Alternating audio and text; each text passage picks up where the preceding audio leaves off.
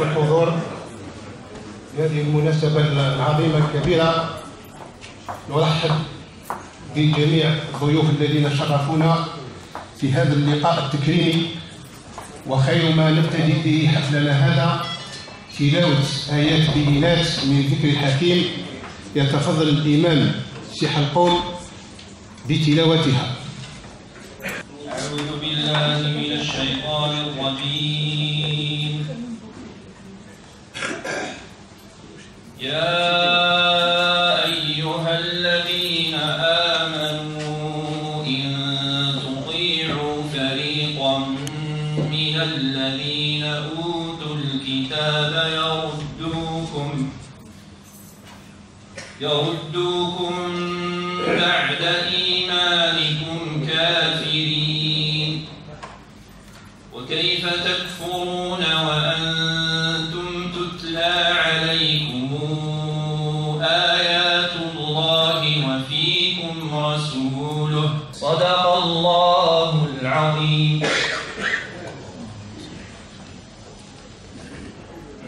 صدق الله العظيم وبلغ رسوله الكريم. الآن نستمع إلى النشيد الوطني.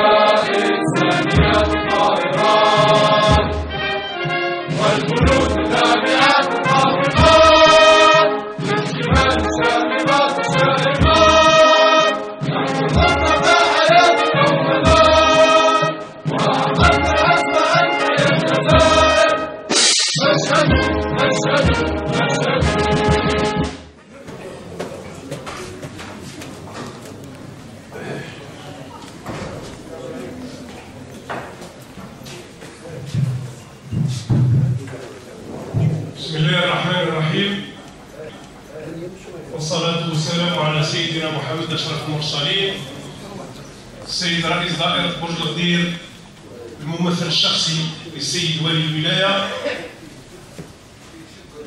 السيد سعيد الأمين الولائي لتنسيقية أبناء الشهداء، كل السادة الحضور من أعضاء مجلس الشعب الولائي، من ضيوفنا من البلدية المجاورة، نيابة عن زميلاتي وزملائي أعضاء المجلس الشعبي البلدي، نرحب بكم جميعا وأشكركم على تلبية الدعوة، وأقول لكم مرحبا بكم في قاعتكم الجديدة هذه. راح في الكلمة الافتتاحية هذه نعطيكم بعض التفاصيل المتعلقة بهذا الحفل. أول أمر يتعلق بالقاعة. هذه القاعة التي نعتبرها اليوم مفخرة لمدينتنا راس الوادي. القاعة هذه تم بناؤها سنة 1925، ومنذ ذلك التاريخ إلى غاية سنة 1988 وين تلقات بعض الترميمات، وإلى غاية 2013 أو 2014 وين برمجنا لها على مستوى المجلس الشعبي البلدي، برمجنا لها عملية نتاع تهيئة وإعادة الصورة الجميلة لهذه القاعة. خصصنا لها مبلغ يقارب 800 مليون سنتيم في البداية، واتضح فيما بعد أن هذا المبلغ أصبح غير كافي، فزدناها من ميزانية البلدية 250 مليون سنتيم، أي الأشغال التي أنجزت في هذه القاعة فاقت المليار سنتيم. والحمد لله اليوم رانا في هذه القاعة الجميلة. هذه القاعة ارتأينا كانت تسمى فيما قبل قاعة الحفلات أو قاعة الأفراح، ارتأينا أن نعطيها اسم. تناقشنا على مستوى اللجنة المكلفة بالتسمية على مستوى البلدية، البلدية، زائد منظمة المجاهدين، زائد منظمة أبناء الشهداء، منظمة أبناء المجاهدين. كاينة لجنة ناقشنا، اقترحت اللجنة أن هذه القاعة تسمى باسم المجاهد المرحوم سخارة محمد طاهر. يعني اللجنة رحبت. علاه؟ للسؤال لماذا اقترح هذا الاسم؟ لأن هذا الاسم يرتبط بثورة التحرير، يرتبط بالكشافة الإسلامية لدار السواد، لأن سخارة محمد طاهر هو من بين الأوائل اللي دخلوا الكشافة الإسلامية للسواد، هو من بين الأوائل اللي التحقوا بثورة التحرير، هو مجاهد، وبالإضافة إلى جهاده ونضاله كان فنانا ورساما، وبعد الاستقلال كان مصور، كان له يعني محل تاع التصوير.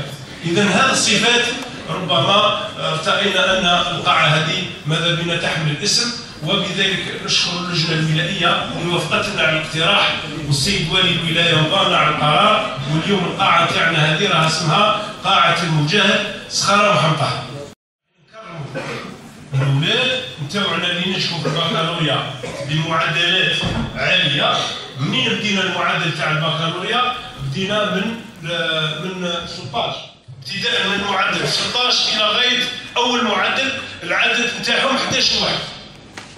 التكريم نتاع شهاده التعليم المتوسط بدينا من المعدل 17 الى غايه اول معدل 19.14 حصلت عليه طالبه من راس السواد، والمعدل هذا هو الاول على مستوى الولايه 19.14. بالنسبة لشهادة التعليم الابتدائي ارتأينا أن نبدأ واش من معدل؟ نبدأ من 9.5 فما فوق إلى غاية 10. عندنا تلميذة من راس الواد راها تحصلت على 10 في شهادة التعليم الابتدائي، فكان العدد 20. إذا اللي كرموهم نتاع شهادة التعليم الابتدائي 20، نتاع الأهلية 18، والبكالوريا 11. بالإضافة لهذا المتفوقين في مختلف الامتحانات عندنا أيضا متفوقات ومتفوقين في الرياضة. راح نكرموا اليوم وليداتنا وبناتنا اللي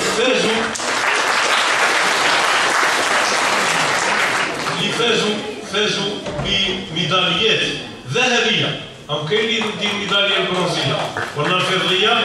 وليداتي لما درنا الحساب لقينا العدد بزاف، ولينا هزينا اللي داو الميداليات الذهبيه سواء في البطولات الوطنيه او في بعض البطولات العربيه والدوليه.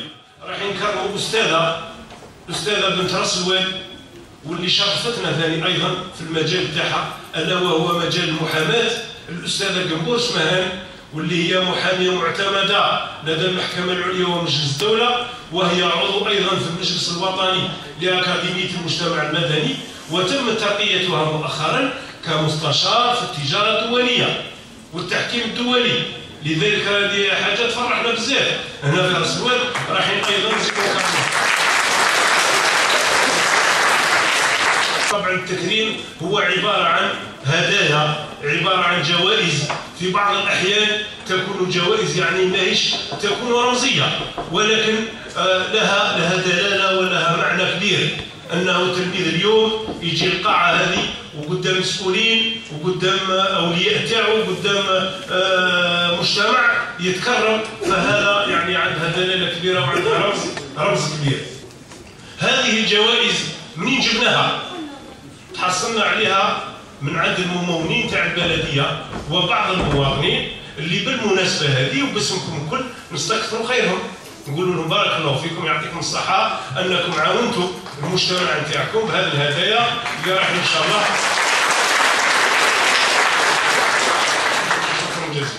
اللي راح ان شاء الله نكرموا بها وليداتنا. لما التكريمات هذه كيفاش راح تكون؟ رايحه تتخللها ويتخللها عرض.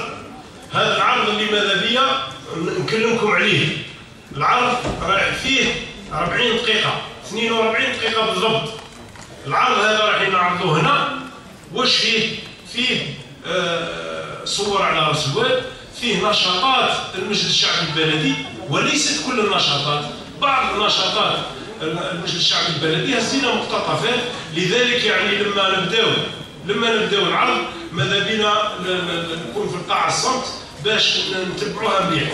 وبعد هذه الكلمة أدعو السيد رئيس دائرة برج الغدير الممثل الشخصي للسيد والي الولاية واللي نشكروه اليوم على حضوره معنا في هذا الحفل بإلقاء على مسامعنا كلمة. فليتفضل مشكور.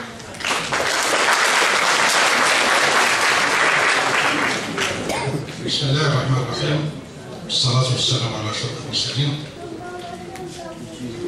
الإخوة الحضور من السيدات الفضليات لمجتمع دائرة راس البال والسادة الأفاضل، السلام عليكم ورحمة الله وبركاته. مسرور جدا أن أجد نفسي بينكم في هذه الدائرة المجاهدة المضيافة كما كان يحمل السيد والي الولاية السابق الذي مر ذات يوم من هنا أن يصفها به. وبالتالي فأنا مسرور جدا أن أكون ممثلا شخصيا للسيد الوالي في هذه القاعة التاريخية التي حينما أخبروني بتاريخها أحسست بنوع من القشعريرة وأحسست بنوع من الماضي يحركني.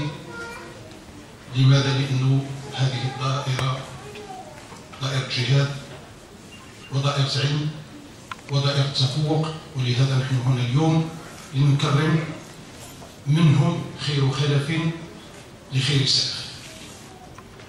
أبدأ بتقديم تحيات السيد والي الولاية لكم جميعا واعتذاره وأسفه الشديد لعدم تمكنه من الحضور اليوم وقد كان يود ذلك. ولا أقول هذا الكلام مجاملة له، قد لا أودع السر حين أقول أني أعرف الرجل منذ 18 سنة. عملت معه حين كنت رئيس دائرة في ولاية تيارت، كنا زميلين هناك، وأعرف عن الرجل صدقه وإخلاصه وتفانيه في العمل. وقد لا أكون مجاملا حين أقول بأن ولاية برج العريش محظوظة حينما يتولى أمرها واليا من هذا الحزب. وبالتالي أبلغكم تحياته، وستكون الفرصة قريبة جدا حين يحل ضيفا على هذه الدائرة وما ذلك ببعيد، وهذا وعد منه.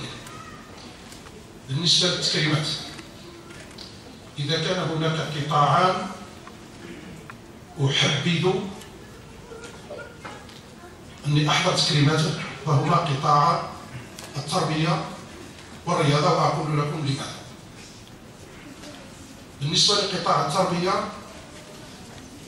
فقبل ما أكون رئيس دائرة أنا أحسب على قطاع التعليم.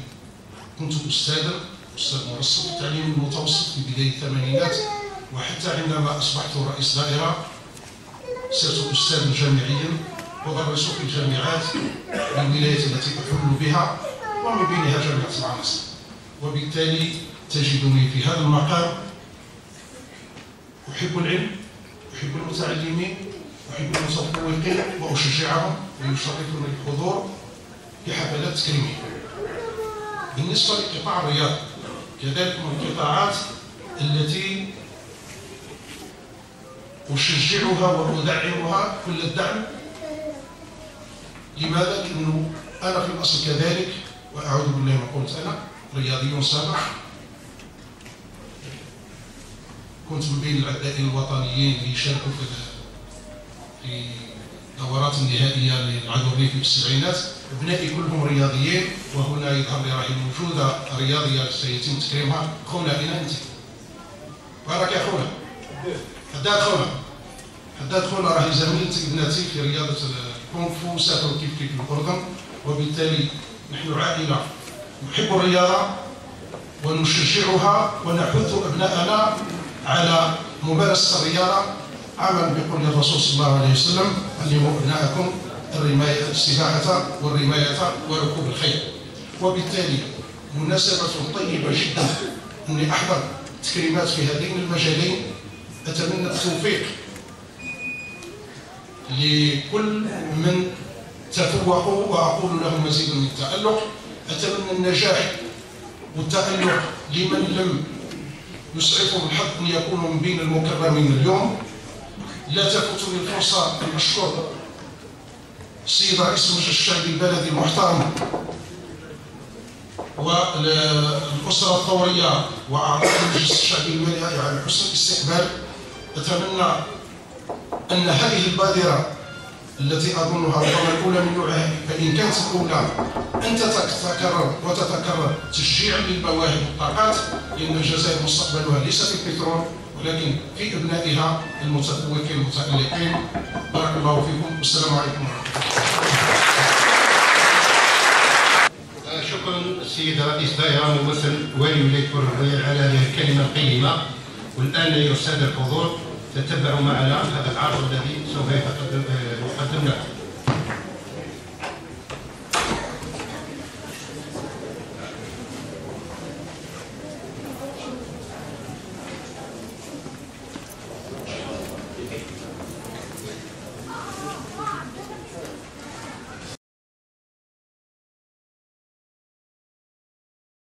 مدينة راس الواد الواقعة بين سطيف وبورد بوعريريج. في بداية القرن العشرين كانت تسمى طوغفيل. كان عدد سكانها في ذاك الوقت 3950 ساكن، 3617 منهم جزائريين.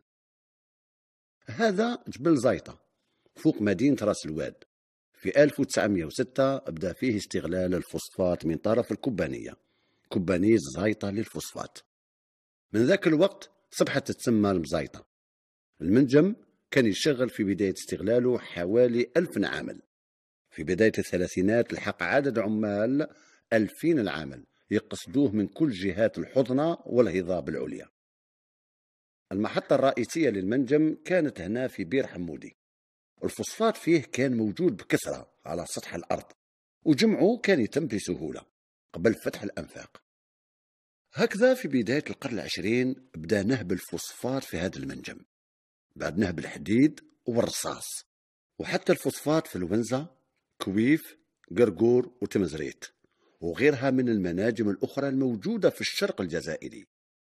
منجم زيطة هذا يمتد على طول 20 كيلومتر، يوصل حتى البرج غدير غربا، وين توجد محطة لجمعه وتفتيته ونقله عبر المصاعد الهوائية حتى للورشات الموجودة في طوملة في راس الواد، وين يتغربل ويتطحن ويتصفى ويوضع في أكياس جاهزة للتصدير لفرنسا عبر ميناء بجاية.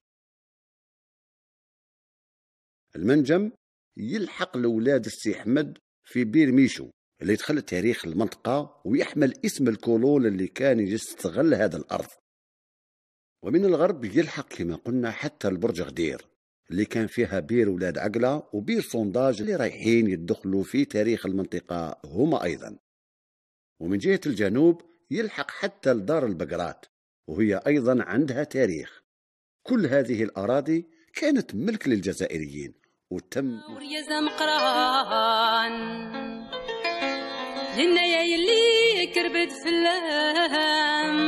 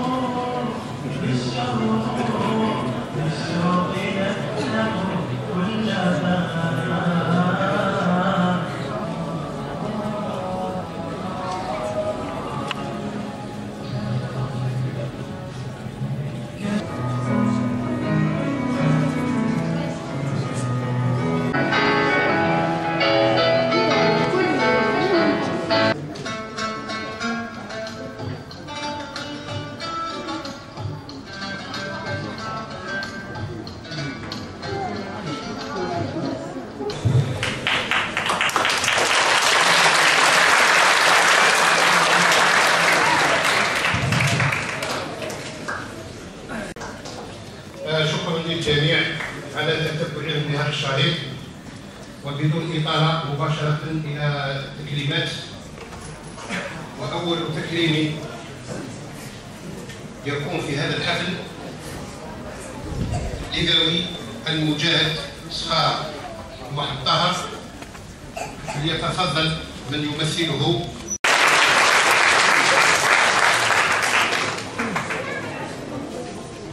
التكريم الثاني المؤسسات الحرامية الفائزة بالمراتب الأولى: مدير ثانوية الإخوان الباحث عبدالله عمار، بيلي مسعود، عثمان الطاهر، مدير إكمالية صالح الدلي.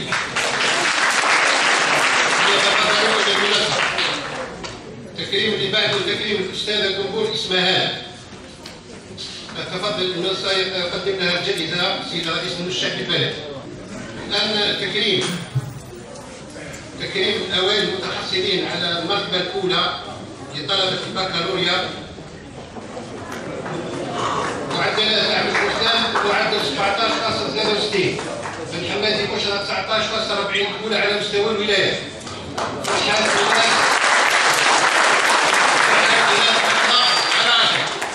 يتقدم ممثل السيد الوالي بتقديم الجوائز.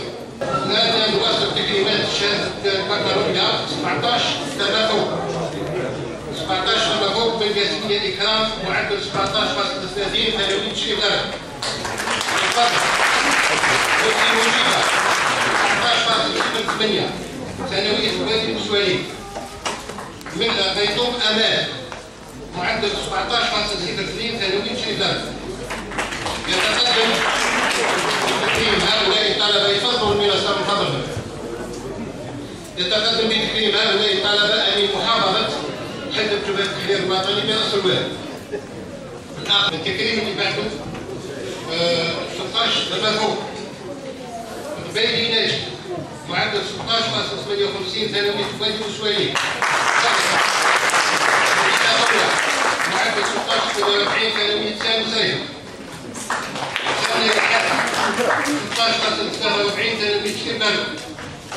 سبيل وسع 16.18 ثانوية شيبان. سعدي سارة معدل 16.10 ثانوية الوادي والسوالين.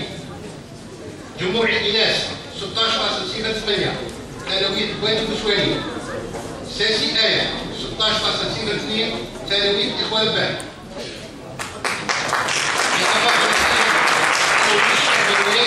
في مسقط الكتاب بتقديم هؤلاء الكلمات. التكريم شهادة التعليم المتوسط المتحصلين على 18 فما فوق. بن عيسى إسماهان معدل 18.64 متوسط التدريب طويل. حمد هادي 18.52 متوسط الصانع الدلي. بالعلمي آية 18.46 متوسط الإخوة معطوش. يلس نهاد 18.34 متوسط الصانع الدلي. معاشة كوثر ريال 18.34 ثانوية الصانع الدلي. بالكومي محمد جمال 18.22 ثانوية الصانع الدلي. والي وداد 18.16 ثانوية الصانع الدلي. ديا نهاد 18.12 ثانوية الصانع الدلي. يتفضل بتكريم هؤلاء أمين الولاية لتنسيقية أبناء الشهداء. معدلات 17 فما فوق. نظم السنين 17.92 متوسط الإخوة معطوش. هارون ريحان 17.81 متوسط الصانع الدلي. زواري أزيادي 17.58 متوسط العربي بنور. بيني هذا 17.54 متوسط محمد بيدون. إعلامي كرسية فيصل 17.56 عربي بنور. أسوان أمان 17.40 متوسط الإخوة معطوش. بنصفية سيرين 17.42 متوسط العربي بنور. عين سلسلي 17.40 متوسط محمد بيدون. من الشيخ سامحة 17.06 متوسطة الكروية. يتفضل بتقديم الجوائز الأمين العام لدائرة رأس الواد. الآن تكريمات للأبناء تلاميذ الابتدائي، شهادة تعليم الابتدائي متحصلين على 9.70. حمادي آية وباي أمنية، مدرسة علي عبد الرزاق ومدرسة فتاح ضيف. يتفضل بتقديم الجائزة عضو المجلس الشعبي الولايي سي عبد العزيز. تكريمات الآن ذوي المعدلات 9.60. بالحداد مريم مدرسة علي عبد الرزاق. جربوع الإمام مدرسة أحمد عاشور. جاب الله ميسون مدرسة البيحة العياضي. فزعاش عبد الله مدرسة مساعدة عمار. كتكاح إناس مدرسة محمد السياري. حسني خلود مدرسة شناح خليفة. والع عفان مدرسة شنوخ رمضان. يتقدم أمين قسمة المجاهدين في تقديم الجوائز. التكريمات دائما في شهادة التعليم الابتدائي معدلات 9.50.